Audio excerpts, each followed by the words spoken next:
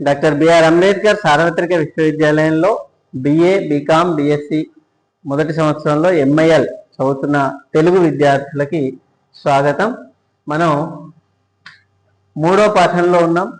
ఇప్పటి వరకు అసలు భాష అంటే ఏమిటి, ఈ భాష వల్లనే మనం జంతు జాతి నుంచి విడిపోయినాము అనేటువంటి విషయం తెలుసుకున్నాం.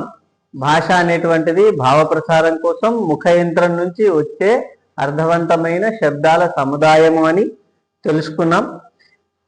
స్వరపేటికని భగవంతుడు మంచిగా ఇచ్చిన కారణంగా, ఆ స్వరపేటిక అభివృద్ధి చెందిన కారణంగా మానవులు భాషను మాట్లాడుతున్నారు అనే విషయం తెలుసుకున్నాం. శబ్దాలు అర్థాలు అనేటివి సంజ్ఞాత్మకంగా మనకి భాషను అభివృద్ధి చేయించడం కోసం పనిచేసినాయి. భాష రావడం కోసం స్థాన కరణ ప్రయత్నాదులను మనం కారణాలుగా చెప్పుకున్నాం. భాషోత్పత్తికి కారణాలు స్థానాలు, కరణాలు మరియు ప్రయత్నం. స్థానము అంటే ముఖ యంత్రంలో కదలకుండా ఉండేటువంటి భాగాలు, కరణాలు అంటే కదిలే భాగాలు, ప్రయత్నము అంటే మనం చేసేటువంటి శ్వాసను వదిలేటువంటి ప్రయత్నం. ఈ భాష అనేటువంటిది వాగ్రూపము లిఖిత రూపము ఉంటది అని చెప్పేసి అనుకున్నాం. భాష అభివృద్ధిలో భాగంగా మొదట వాగ్రూపంలో పుట్టింది, అంటే మాట్లాడే భాషగా పుట్టి తర్వాత లిఖిత రూపంలోకి మారింది. వాగ్రూపానికి ఉండేటువంటి లాభాలు వాగ్రూపానికి ఉన్నాయి. అవేమిటి? వాగ్రూపం అనేటువంటిది సార్వజనికమైనటువంటి, అందరూ ప్రారంభంలో వాగ్రూపాన్ని మాట్లాడతారు. తర్వాత సందర్భానుసారంగా భాషను మార్చుకునేటువంటి అవకాశం ఉన్నది. తర్వాత తక్షణమైనటువంటి స్పందన వస్తుంది, చెప్పిన విషయం అర్థమవుతుందా లేదా అనేటువంటి విషయం తెలుస్తుంది. తర్వాత స్థాయిని బట్టి, సమూహాన్ని బట్టి, సమాజాన్ని బట్టి, అవసరాన్ని బట్టి మన యొక్క స్వరాన్ని, పదాలను మార్చుకునే అవకాశం వాగ్రూప భాషలో ఉంది. బోధన కోసం వాగ్రూప భాషని ఉపయోగపడుతుంది. వాగ్రూప భాష సంభాషణ రూపంలో ఎక్కువగా ఉంటుంది. ఈ వాడుక భాషగా మనం చేస్తున్నాం. తర్వాత లిఖిత భాష విషయంలోకి ఇవాళ ప్రయత్నం వస్తే, వాగ్రూప భాష అనేటువంటిది దాని ప్రయోజనాలు పరిమితులు తెలుసుకున్నాం. వాగ్రూప భాషకు ఉన్నటువంటి పరిమితులు ఏంటి? ఇందాక ప్రయోజనాలు తెలుసుకున్నాం, సార్వజనికమైనటువంటిది, కానీ సార్వకాలికము కాదు. వాగ్రూప భాష అనేటువంటిది సార్వకాలికం కాదు. అన్ని వాగ్రూప భాషకి కొన్ని పరిమితులు కూడా ఉన్నాయి. ఏంటి ఆ పరిమితులు? వాగ్రూప భాష అంటే కాలాంతరాలలో పనిచేయదు. అంటే ఏంది? ఇక్కడ ఈ సమయంలో లేని వాళ్ళకి ఆ భాష ఏంది, ఏం మాట్లాడుతున్నారో ఉపయోగపడదు. అంటే స్థలాంతరాలలో ఉన్న వాళ్ళకి పనిచేయదు. అంటే ఇక్కడ ఉన్న వాళ్ళకి మాత్రమే అర్థమవుతుంది, పక్క గదిలో ఉన్న వాళ్ళకు నా వాయిస్ వినిపించకపోవచ్చు. కాబట్టి ఇది స్థలాంతరము కాలాంతరం అనేటువంటి పరిమితులకు లోనైంది. కాబట్టి మళ్ళీ ఇది శాశ్వతం కాదు. అర్థమైందా? ఇవాళ నేను చెప్పినటువంటి విషయం ఇక్కడికి ఎండ్ అయిపోతుంది, తర్వాత సాక్ష్యం కూడా ఉండదు. నెక్స్ట్ ఇది కరెక్ట్ ఇట్లనే చెప్పినా అనేటువంటి విషయాలు ఉండదు. కాబట్టి ఇట్లాంటి పరిమితుల కారణంగా మనిషికి స్థలాంతర కాలాంతర సాక్ష్యాల కోసం విస్తృతమైనటువంటి భాష అవసరం ఏర్పడింది. దానికి సంజ్ఞలను, గుర్తులను ఏర్పాటు చేసుకున్నారు. దాన్ని లిఖిత భాష అని చెప్పేసి అన్నాము. ఓకేనా? వాగ్రూప భాష, లిఖిత రూప భాష అని చెప్పేసి భాష 2 రకాలుగా ఉంటుంది అని అన్నాం. 3వ పాఠంలో మనం లిఖిత భాష గురించి తెలుసుకుందాం. సామాజిక అవసరాల కారణంగా భాష అభివృద్ధి చెందింది. మనం మొదటి రోజు కూడా చెప్పుకున్నాం. సామాజిక అవసరాలు అంటే ఏంటి?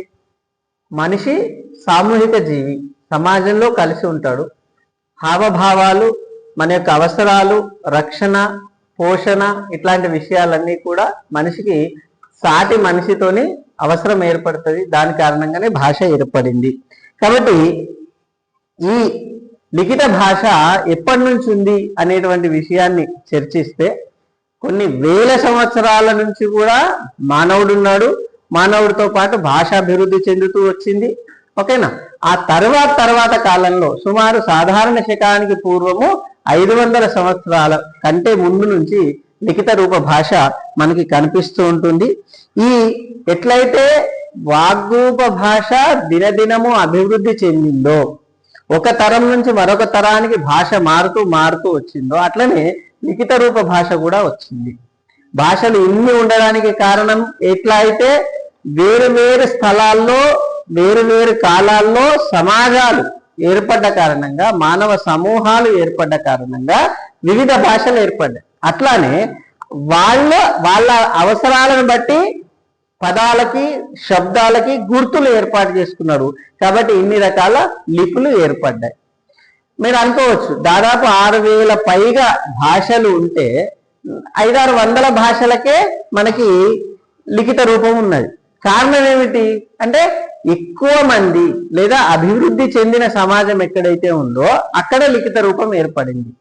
ఇట్లా చెప్పుకోవచ్చు, అభివృద్ధి చెందిన సమాజంలో లిఖిత రూప భాష అభివృద్ధి చెందింది. లేదా ఇంకొక రూపం ఏం చెప్పుకోవచ్చు, సమాజం అభివృద్ధి చెందింది కాబట్టి వాళ్ళ భాషకి లిఖిత రూపాన్ని తెచ్చుకున్నారు. అర్థమవుతుందా?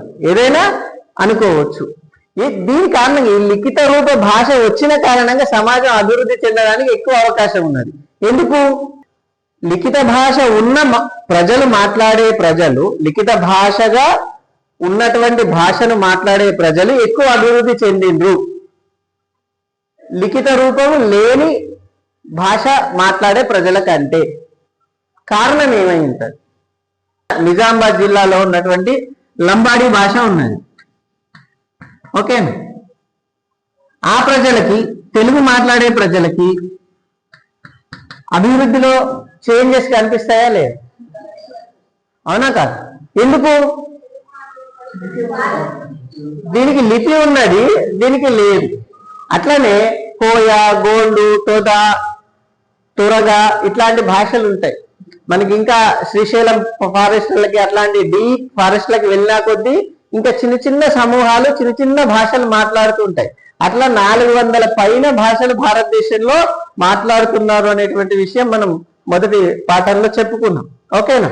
కాబట్టి ఎందుకు ఈ భాష మాట్లాడే వాళ్ళకంటే వీళ్ళు ఎందుకు వెనుకబడి ఉన్నారు అంటే, ఈ భాషలో వచ్చినటువంటి అనుభవాలను వీళ్ళు పుస్తక రూపంలో నిక్షిప్తం చేసి పెట్టారు.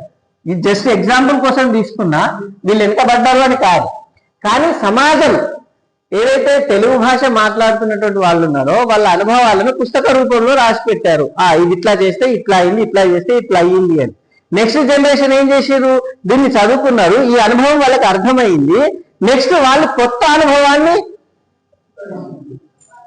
పరిచయం చేసుకున్నారు. లిఖిత భాష లేకపోతే మళ్ళీ అందరూ మొదటి నుంచే మొదలు పెట్టాల్సి వస్తుంది. కాబట్టి సమాజంలో లిఖిత రూప భాష ఉన్నటువంటి సమాజము అభివృద్ధి చెందింది లిఖిత రూప భాష లేని సమాజం కంటే అనేటువంటి విషయం మనకు తెలుస్తుంది. కాబట్టి తెలుగులో కూడా మనం తెలుగులో ఎప్పటి నుంచి లిఖిత రూపం ఉంది భాషకి అంటే, మనకి గ్రంథస్థ భాష ఎప్పుడు తెలుగులో వచ్చింది? 11వ శతాబ్దంలో నన్నయ్య రాసిన ఆంధ్ర మహాభారతమే కదా మొదటి గ్రంథం, ఆది గ్రంథం అని చెప్పేసి అన్నారు. అంతకంటే ముందు సాహిత్యం లేదా? ఉన్నది. ఏ రూపంలో ఉంది? శాసనాల రూపంలో ఉంది. అవునా? శాసనాల రూపంలో ఉంది, పదాల రూపంలో ఉంది, పద్యాల రూపంలో ఉంది, పాటల రూపంలో ఉంది. అవునా? కానీ లిఖిత రూపం అంటే ఏంటంటాము? శాసనాలు ఉన్నదాన్ని అంట. అర్థమైందా? నిజానికి వాగ్రూప భాష అయినా లిఖిత రూప భాష అయినా కూడా దేనికోసం ఏర్పడ్డది? సమాజంలో భావ ప్రసారం కోసం, సమాచార వినిమయం కోసమే ఏర్పడ్డది. అవునా కాదు? ఇక్కడ లిఖిత రూప భాష కూడా దేనికోసం ఏర్పడ్డది? సామాన్య ప్రజల యొక్క సమాచారం ఇచ్చిపుచ్చుకోవడం కోసం. ఇప్పుడు మన ప్రభుత్వాలు జీవో తీసుకొస్తుంది, ఇంటర్నెట్ లో పెట్టేస్తుంది. జీవో తీసుకొస్తుంది, ఆ జీవో గురించి పేపర్లో ప్రకటన ఇచ్చేస్తుంది. కానీ పాతకాలంలో పేపర్లు లేవు, ఇంటర్నెట్ లేదు, టీవీ లేదు. వాళ్ళు ప్రజలకు ఎట్లా తెలియాలి అంటే, రాజు చేసినటువంటి శాసనాలని రాళ్ల పైన చెక్కించేవాళ్ళు. అదే శాసనాలుగా వచ్చినాయి. అంటే క్రీస్తు పూర్వం, సాధారణ శకానికి పూర్వం నుంచి కూడా మనకి తెలుగు భాషలో శాసనాలు కనిపిస్తూ ఉన్నాయి. కాబట్టి తెలుగు భాష కూడా అత్యంత ప్రాచీనమైనటువంటి భాష అనేటువంటి విషయం మనకు తెలుస్తుంది. ఇక్కడ శాసనాల్లో ఉన్నటువంటి భాషను చూస్తే మనకి ఇంకో విషయం అర్థమైంది. నన్నయ్య భారతము, అంతకంటే ముందు కొన్ని పద్యాలు, అంతకంటే ముందు ఉన్నటువంటి వచనాలను చూస్తే గ్రాంధిక భాష ఇది అని అనుకుండొచ్చు. మనకు దూరంగా ఉంది, మేధావులు చదువుకున్న వాళ్ళ కోసమే లిఖిత భాష ఏర్పడ్డదేమో అని అనుకునే అవకాశం ఉంది. కానీ శాసనాలను చూస్తే శాసనాలు ఏ భాషలో ఉన్నాయి? సామాన్యమైనటువంటి ప్రజలు మాట్లాడే భాషలో ఉన్నాయి. అంటే లిఖిత రూప భాష ఎవరి కోసం ఏర్పడ్డది? సామాన్య ప్రజల కోసం, సామాన్య ప్రజలకి సమాచారాన్ని అందించడం కోసమే ఏర్పడింది అనేటువంటి విషయం మనకు తెలియాలి. తర్వాత మౌఖిక భాషని ఇందాక మనం స్టార్టింగ్ లో ఏమనుకున్నాం? లిఖిత భాష ఎందుకు ఏర్పడ్డది అని అనుకున్నాము? శాశ్వతత్వం కోసము. ఇప్పుడు రికార్డ్ చేస్తున్నారు, ఇది శాశ్వతం అవుతుందా కాదా? అప్పుడు లిఖిత భాష అవసరం లేదు కదా. నేను మాట్లాడిన వాగ్రూపం కూడా లిఖితం అంటే శాశ్వతమే అధ్యస్తున్నాయి కదా. కాలాంతరము అన్నాం. ఆ వీడియోని నేను యూట్యూబ్ లో అప్లోడ్ చేస్తే ఇంకా 10 సంవత్సరాల తర్వాత చూడరా? కాలాంతరం వచ్చినట్టే కదా. ఇక్కడ ఉన్నది కదా, అమెరికా వాళ్ళు యూట్యూబ్ లో చూస్తే అది కనిపించదా? కనిపిస్తుంది. కానీ వాగ్రూప భాష అయినప్పటికీ కాలాంతరము, స్థలాంతరము, శాశ్వతము అయింది. దేని కారణంగా అయింది? ఈ సాంకేతికత కారణంగా. ఈ సాంకేతికత లేని కాలంలో లిఖిత రూప భాష ఏర్పడింది. ఈ విషయం మనము గుర్తుపెట్టుకోవాలి. లిఖిత రూప భాషా రూపాలు. లిఖిత రూప భాష ఏ రూపాల్లో ఉన్నది? స్టార్టింగ్ లో మనం అనుకున్నాం ఏంది? చిత్రలిపిలో ఉన్నది అని చెప్పేసి అనుకున్నాం. చిత్రాల రూపంలో బొమ్మలు వేసేసి ఫస్ట్ రంగులు వాడిడు, తర్వాత బొమ్మలు వాడిడు, తర్వాత ఆ బొమ్మలు ఇంకా చిన్నగా చేస్తూ అక్షరాల వరకు వచ్చినాయి అని చెప్పేసి అనుకున్నాము. అవునా? ఆ తర్వాత శాసనాలుగా వచ్చినాయి. ఆ శాసనాల తర్వాత అభివృద్ధి చెందింది ఏంది? పాటల రూపంలో కూడా వచ్చినాయి. ఆ పాటల్ని కూడా చెక్కడం మొదలుపెట్టారు. తాళ్ళపాక అన్నమయ్య రాసినటువంటి 30,000 సంకీర్తనలని రాగురేకుల మీద చెక్కించిందని సినిమాలో కూడా మనం చూసినాం. అర్థమైందా?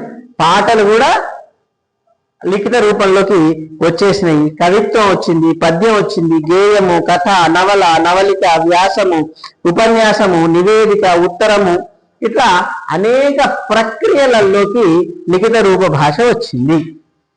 కవిత్వం అంటే ఏంటి? కవిత్వానికి మామూలుగా మాట్లాడేటువంటి భాషకి తేడా ఏంటి? శ్రీవాణి గిరిజాశ్చిరాయ దడతో వక్షోముఖాంగేషి అని పద్యం చదివినాం అనుకోండి. సరే, ఇది ఛందస్సులో ఉంది కాబట్టి కవిత్వం అయింది, పద్యం అయింది అని చెప్పవచ్చు. కానీ శ్రీశ్రీ రాసిన దానికి ఏం ఛందస్సు ఉన్నది?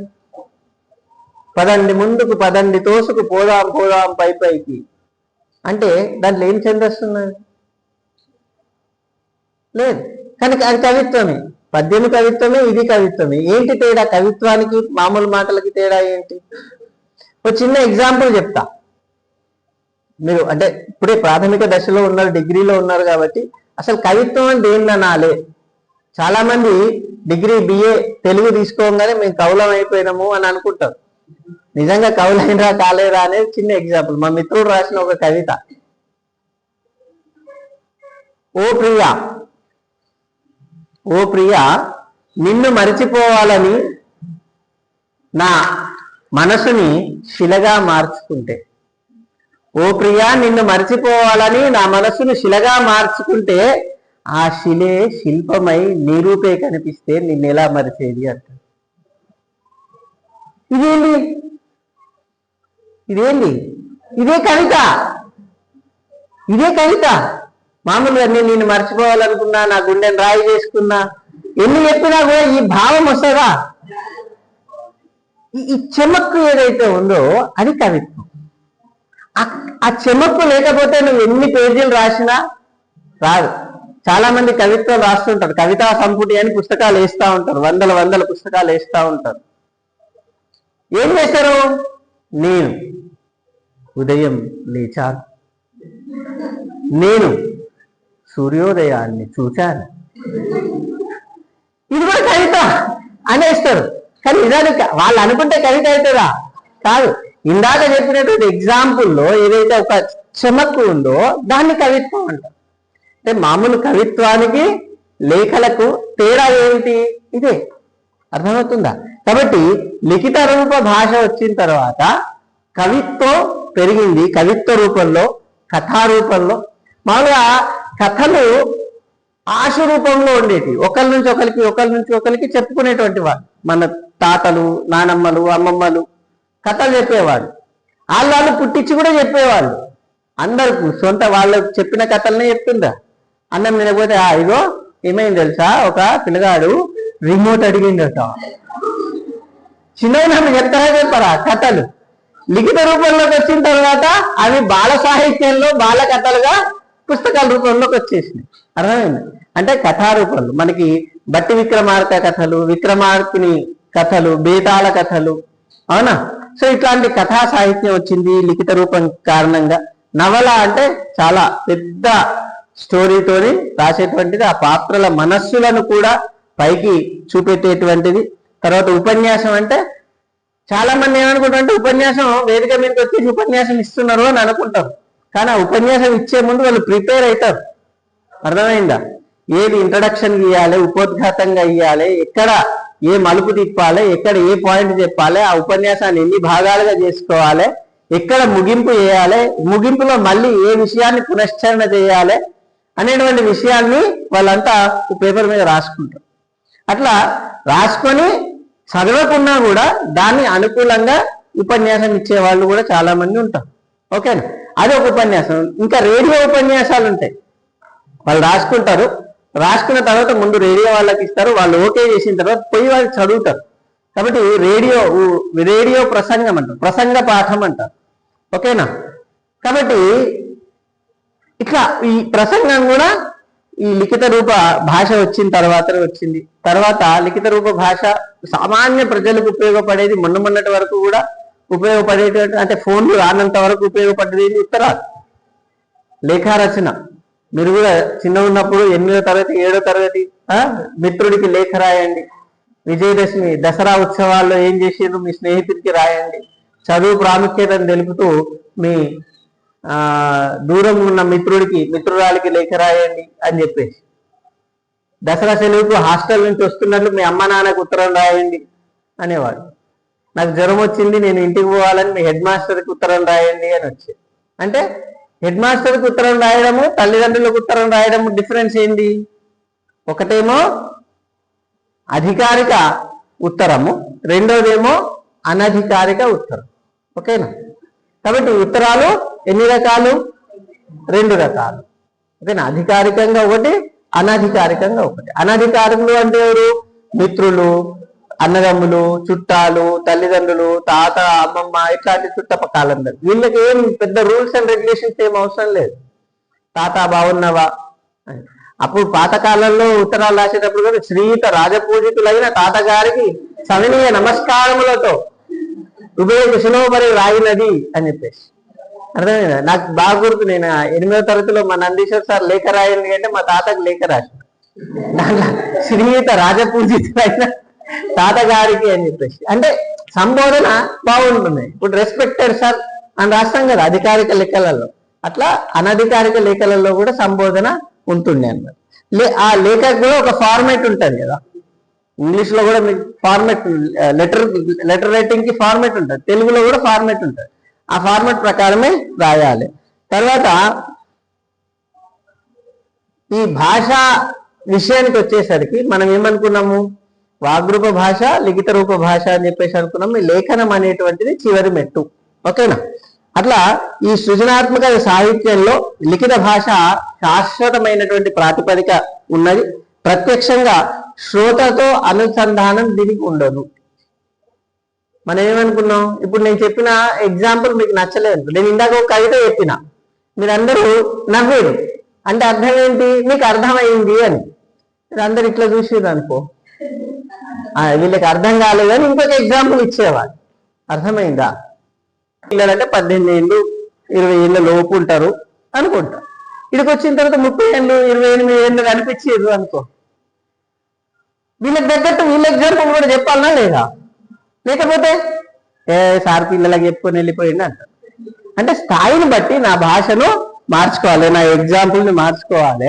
అదే నేను బోర్డు మీద రాసి పెట్టినా అనుకోండి, అందరికి అదే చదవాలి, అందరికి అదే స్థాయి అర్థమవుతుందా? కాదు. కాబట్టి పుస్తకాలు, పిల్లల కోసం రాసే పుస్తకాలు సపరేట్ భాషలో ఉంటాయి, సపరేట్ ప్రింటింగ్ లో ఉంటాయి, అక్షరాలు పెద్దగా ఉంటాయి, దాంట్లో బొమ్మలు ఎక్కువగా ఉంటాయి, రంగులతో ఉంటాయి.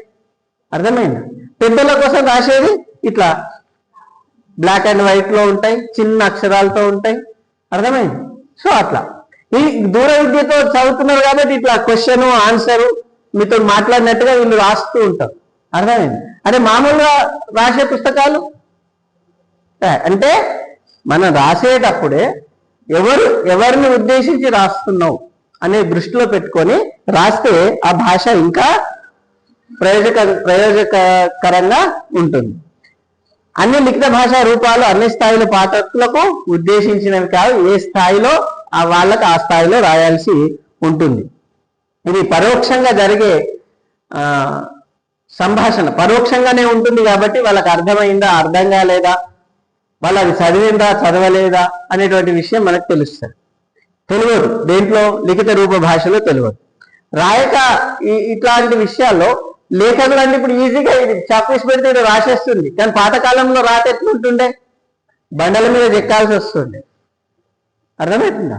బండల మీద చెక్కే ఇప్పుడు కవిత్వం చెప్పేటోడు బండల మీద చెక్కుతాడా? ఇట్లా రాయరా అని చెప్పేసి ఏదో ఇడ చూసుకుంటూ అది చెక్కు అన్నాడు అనుకోండి. ఆయన నేను ఇది లిఖిత రాసా ఆయన ఇట్లా రాసింది అనుకో, ఏమైంది? చూడడానికి ఇది సేమే ఉన్నది. నేను ఇది రాసిచ్చిన ఆయన ఇది చెక్కింది, ఏమైంది? అర్థమే మారిపోతుంది కదా, లిఖిత అయింది. అవునా కదా? కాబట్టి తర్వాత రాళ్ల మీద చెక్కుడు తర్వాత ఏమొచ్చింది? తర్వాత ఆకుల మీద రాసింది. ఆకుల మీద కూడా మామూలుగా మన పెళ్లితో రాసినట్టు రాసే వాడుతుందా? లేదు, ఇంకు లేదు దాంట్లో. మొల తీసుకొని గట్టిగా ఇట్లా బట్టి మీరు చూడండి, మన ట్యాంక్ బండి మీద విగ్రహాలు ఉంటాయి కదా, కవులు నన్నయ్య తిక్కన ఎర్రన వాళ్ళు ఇట్లా బట్టి గంట ఉంటది, పెద్ద మొల ఉంటది డబ్బునం లెక్క, దాన్ని బట్టి తాటి ఆకుల మీద ఇట్లా రాయాలి. అర్థమైందా? అంటే రాయడం అనేది కూడా ఒక కళగా ఉండేటువంటిది. ప్రింటింగ్ రాకముందు మొన్నటి వరకు కూడా పిహెచ్డి థీసిస్ ని మామూలుగా రఫ్గా రాసిస్తే రాసే వాళ్ళు అందంగా చేతిరాత ఉన్న వాళ్ళతో థీసిస్ రాసించేవాళ్ళు. పిహెచ్డి గ్రంథాలు కూడా చేతిరాతతో ఉంటుండే అన్నమాట. కాబట్టి అట్లా మనం రాయసగాళ్ళు అని సపరేట్ గా ఉండేది. ఇప్పటికి కూడా మీరు చూడండి, ఆర్టిస్టులు వాళ్ళు పెయింట్ తో చేస్తున్నారు, తర్వాత రేడియంతో చేస్తున్నారు. అంటే రాతగాళ్ళనే సపరేట్ కళాకారులు అయిపోయింది. అవునా? చాలా మంది చూస్తారు అందంగా రాస్తారు, కానీ వాడికి స్పెల్లింగ్సే రావు. మీరు చూడండి, లారీలు వెనుక, బస్సులు వెనుక, ఆటోలు వెనుక రాస్తారు. ఒక తప్పు కూడా లేని అసలు అసంభవం దొరకదు. 90% ఏదో ఒకటి అసలు నిదానమే ప్రధానము అని రాయాలి. వాడు పెడితే రెండిటికి జటాలు పెడతాడు, తీసేస్తే రెండిటికి జటాలు తీసేస్తాడు. నిదానమే ప్రధానము అని రాస్తాడు. అంటే మామూలుగా మీరు చూడండి, మద్యపానం చేయరాడు, మద్యం సేవించి వాహనము నడపరాదు, మద్యం అని పెడతాడు, కింద జటా పెడతాడు. మద్యపానము చేసి వాహనము నడపరాదు అని చెప్పేసి అంటారు. అవునా? మద్యపానము తాగి వాహనం నడపరాదు అంటారు. ఏది కరెక్ట్? పానం అంటే తాగడం కదా. మద్యపానము చేసి వాహనం నడపరాదు అని రాయాలి. మద్యపానం తాగి ఏంది? మద్యం అంటేనే తాగేది, పానం అంటేనే తాగడము, మళ్ళీ తాగేది అంటే ఎందుకు అంటే రాయస్తే వాడికి మంచి హ్యాండ్ రైటింగ్ ఉంటుంది, కానీ స్పెల్లింగ్ మిస్టేక్స్ వస్తాయి. అర్థమైందా? కాబట్టి రాయసగాళ్ళు అనే పాతకాలంలో ఉండే, ఇప్పుడు కూడా కొన్ని వృత్తులే దాంట్లో ఏర్పడ్డాయి. ఓకేనా? వాళ్ళు సపరేట్ గా ఉండేటువంటి వాళ్ళు ఈ స్పెల్లింగ్ మిస్టేక్స్ కనుక చూడకపోతే భాష అర్థాలు మారిపోయేటువంటి అవకాశము ఉన్నది. కాబట్టి మౌఖిక సాహిత్యంలో ఆంగిక చలనాలు ఉంటాయి. మనం పోయిన క్లాసులో చెప్పుకున్నాం, మౌఖిక భాషలో చేతులు ఆడించడము, నుదురు చూపించడము, స్పష్టంగా చెప్పడము. ఇట్లా నేను అన్నా అనుకో, ఆమె ఫోన్ చూస్తున్నా కూడా నా దిక్కు చూస్తాడు. అవునా కాదా? లేదు నేను ఇట్లా మామూలుగా చెప్పుకుంటూ పోయానుకో, ఆమె ఫోన్ ఆమె చూసుకుంటాడు. అర్థమైందా? సో అంటే ఆంగిక చలనాలు అంటే చేతులు ఆడించడం ఇట్లాంటివి కూడా భాషలో మన సమాచార ప్రసారంలో ప్రత్యేకమైనటువంటి స్థానాన్ని కలిగి ఉంటాయి. లిఖిత భాషలో అవి ఉండవు. ఇది ఒక పరిమితిగా మనకు చెప్తున్నారు. కాబట్టి ఇది మొత్తానికి లిఖిత భాష సంబంధించినటువంటి విషయం. ఓకేనా? ఏంటి లిఖిత భాష అంటే ఏంటి? ధ్వనులకు గుర్తులను కేటాయిస్తారు. ఒక్కొక్క భాషలో ఒక్కో రకమైన గుర్తు ఒక్కొక్క ధ్వనికి ఉంటుంది. కాలాంతరము, స్థలాంతరము, శాశ్వతత్వము, దీనికోసం లిఖిత రూపం ఏర్పడ్డాయి. కొన్ని ప్రయోజనాలున్నా కొన్ని పరిమితులు కూడా ఉన్నాయి. వాగ్రూపానికి ప్రయోజనాలు పరిమితులు ఉన్నాయి, లిఖిత రూపానికి కూడా ప్రయోజనాలు పరిమితులు ఉన్నాయి. దీంట్లో ఏమైనా డౌట్స్ ఉంటే అడగండి.